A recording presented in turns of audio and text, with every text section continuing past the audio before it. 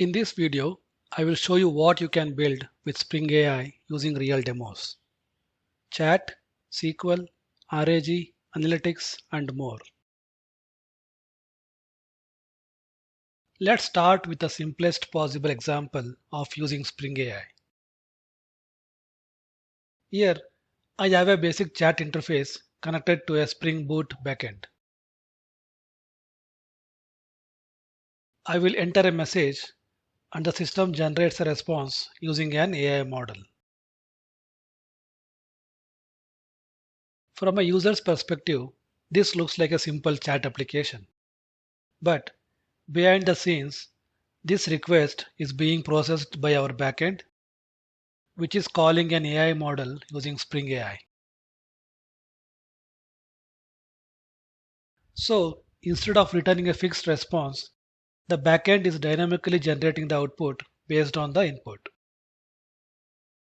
Now, if you look at this from a developer's perspective, this is just a simple REST API. We send a message to the API and the response is generated by the AI model. So the UI you saw earlier is simply calling this endpoint. Whether it's a web app, mobile app, or any client, everything goes through this API. And on the back end, this is implemented using a simple service. It takes the input, sends it to the AI model through Spring AI, and returns the response. If we change the input, the system adapts dynamically and generates a completely new response. So this is the most basic way to use Spring AI, a simple chat style interaction. Next, let's take this further and see how we can use AI to query a database. Now let's take this a step further. Instead of just chatting, we can use AI to interact with a database.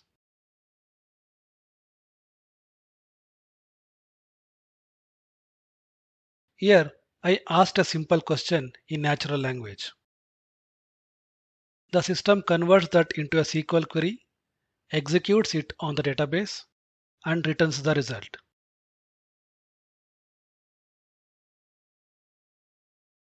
Notice that the SQL query is generated automatically with the AI model. You don't have to write any SQL. The system understands your intent and creates the query for you. And once the query is generated, it is executed on the database and the results are returned just like any normal backend system. So the flow is simple. You ask a question, the AI converts it into SQL, the database executes it, and the result comes back.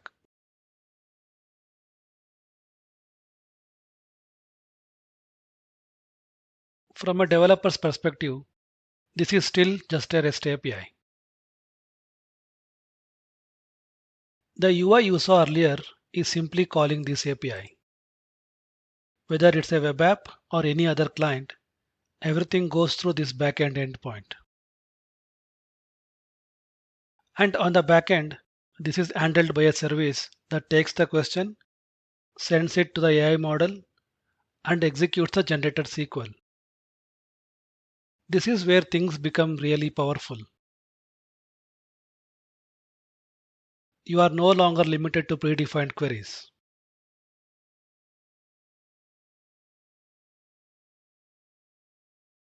You can change the question and the system adapts automatically.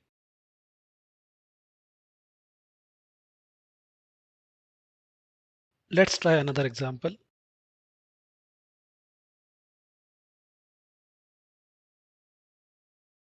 And it works across different types of queries as well. So instead of writing SQL queries manually, you can let AI handle that layer. Next, Let's see how we can use AI with our own data. So far, we have seen how AI can generate responses and even query databases. But in real world applications, we often want AI to work with our own data, like company documents, policies, or internal knowledge. In this example, I am using a fictional company called Nexacorp. I have loaded company documents like policies and internal information into the system. Now, I will ask a question about the company's work from home policy.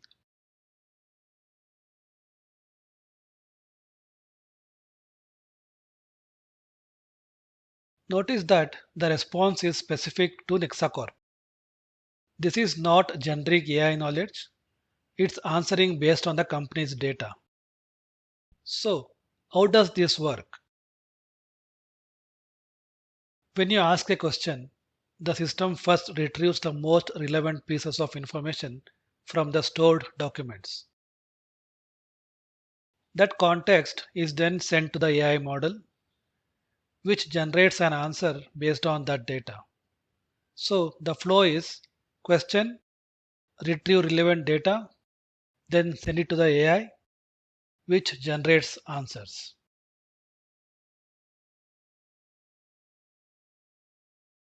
Let's try another question, this time about the leave policy.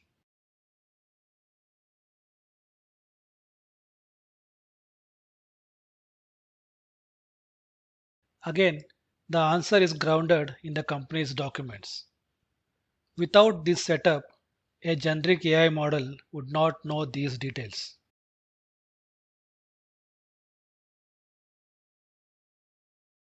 You can ask different types of questions, and the system retrieves the right context each time.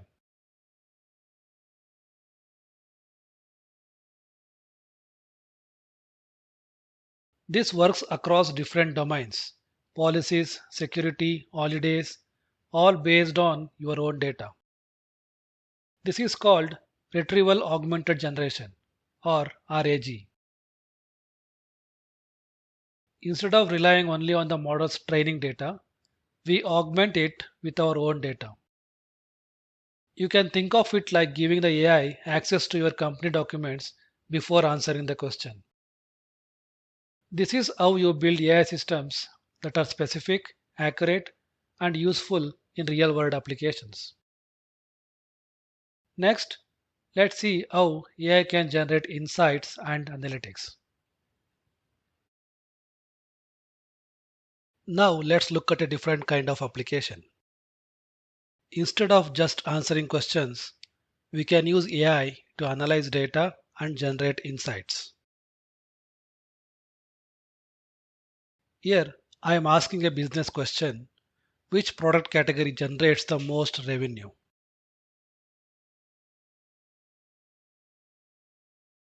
And instead of just returning text, the system generates a visualization along with insights. You can see a chart showing the distribution, a summary explaining the result, key findings, and even recommendations based on the data. So the system is not just answering, it is analyzing the data, interpreting the results, and presenting it in a way that helps decision making. Let's try another example, a time based question.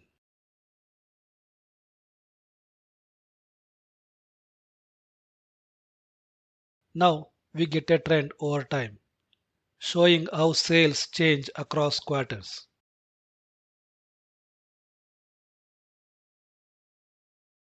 The same system adapts automatically from category analysis to time series trends based purely on the question.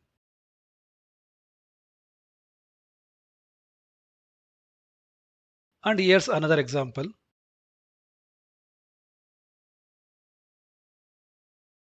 showing distribution of payment methods.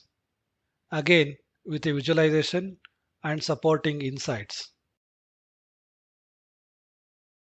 Under the hood, this is still powered by a backend API.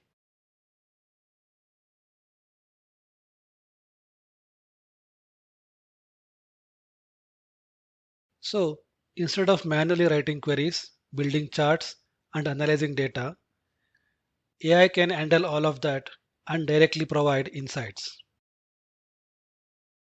This is how you can build intelligent analytics systems that go beyond dashboards. So far, we have seen AI generate responses, query databases, and work with documents. Now, let's look at something more advanced, using AI to orchestrate multiple backend systems. In this example, we have a system with multiple services like HR, deployments, notifications, all part of a fictional company called Nexacorp. And we have an AI assistant that can interact with all of them.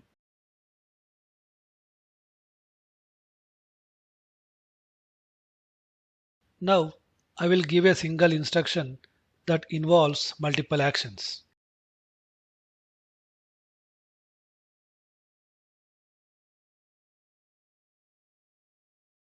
Let's see what happens behind the scenes.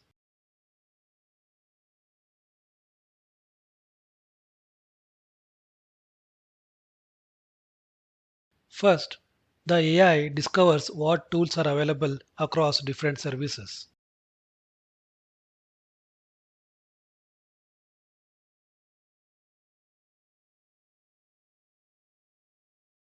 These tools represent capabilities exposed by different services like HR, deployment systems, and notifications.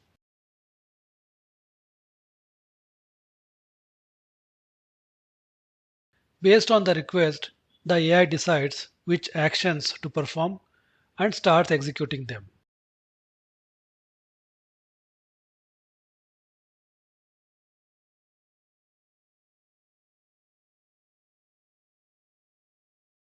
First, it calls the HR service to apply leave.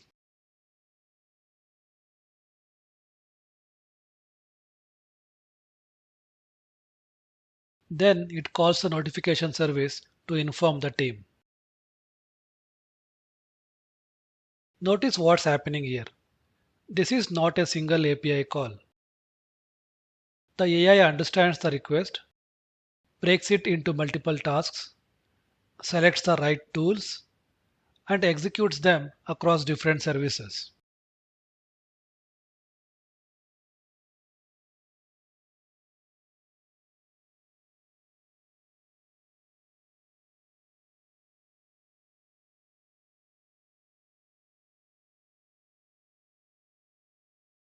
If we change the request, the behavior adapts.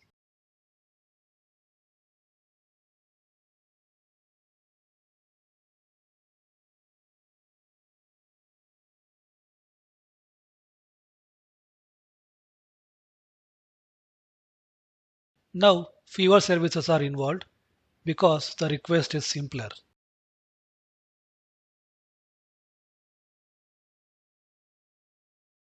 This is what makes MCP powerful. It allows AI to act as a coordinator across multiple systems. This is how you can build advanced AI systems that go beyond single APIs and operate across distributed services.